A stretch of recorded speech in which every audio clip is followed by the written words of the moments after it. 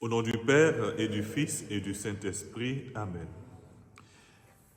Chers frères et sœurs en Christ, nous débutons aujourd'hui, 10 mars, notre traditionnel levain de prière préparatoire à la fête de Saint Joseph, époux de la Vierge Marie. Durant ces 9 jours, nous aurons à méditer sur la vie de celui à qui Dieu confia la garde de ses trésors les plus précieux et à solliciter son intercession tout en espérant que grandisse en vous la dévotion envers le patron de l'Église universelle, le patron des familles et des travailleurs, et grandisse en vous également l'amour pour le Rédempteur Jésus qui l'a servi de façon exemplaire. En ce premier jour, nous méditerons sur le thème Saint Joseph, modèle de foi. Écoutons un extrait de l'Évangile de Jésus-Christ selon saint Matthieu au chapitre 1er, versets 18 à 24. Joseph fit ce que l'ange du Seigneur lui avait prescrit. Il prit chez lui son épouse. Joseph, qui avait librement choisi Marie comme épouse, a dû cependant accepter que son choix se réalise selon le bon vouloir de Dieu, puisque Marie était déjà toute offerte à Dieu. Dans un véritable esprit de foi, il s'abandonne à la volonté divine.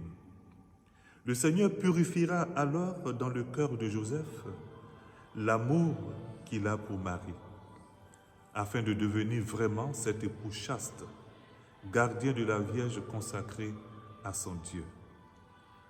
Joseph devra aimer Marie comme elle est aimée de Dieu. En raison de cela, il deviendra le père de celui qu'elle porte dans son sein, l'enfant Jésus. Joseph exercera cette paternité en tant qu'instrument de Dieu le Père, père de l'enfant avec l'esprit du Père céleste. Le pape François disait, en Joseph, Jésus a vu la tendresse de Dieu le Père. Saint Joseph, nous te prions aujourd'hui comme modèle de foi. Tu as accueilli la présence de Dieu dans ta vie. Sur sa parole, tu t'es engagé dans le plus insondable des mystères, celui de l'incarnation de son Fils. Ton épouse vierge concevait sans intervention humaine un enfant naissant qui était Dieu. Tu l'as adoré et protégé. Tout cela était renversant et sans la foi prenait figure d'impossible mystère. Mais tu savais que lorsque Dieu parle à un être humain, il ne saurait le tromper. C'est pourquoi, sans contester, ni même poser des questions, tu es allé de l'avant, heureux de marcher dans la lumière parce que Dieu était là.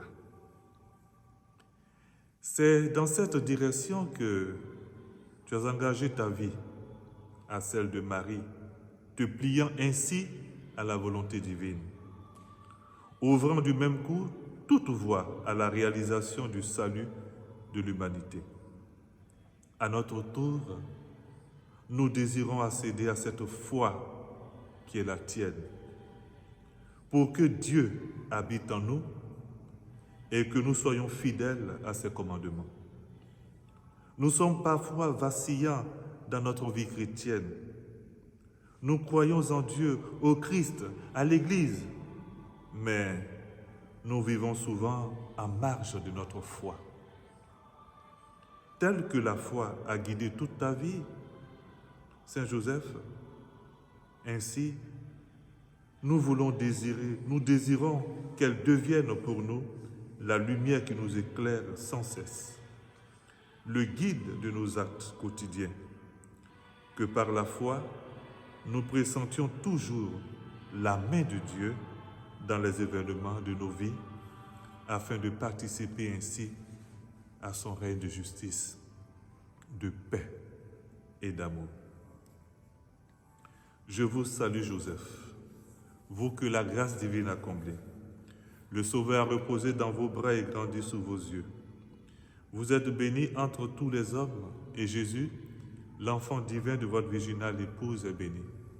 Saint Joseph, donné pour Père au Fils de Dieu, priez pour nous dans nos soucis de famille, de santé, de travail, jusqu'à nos derniers jours, et daignez nous secourir à l'heure de notre mort.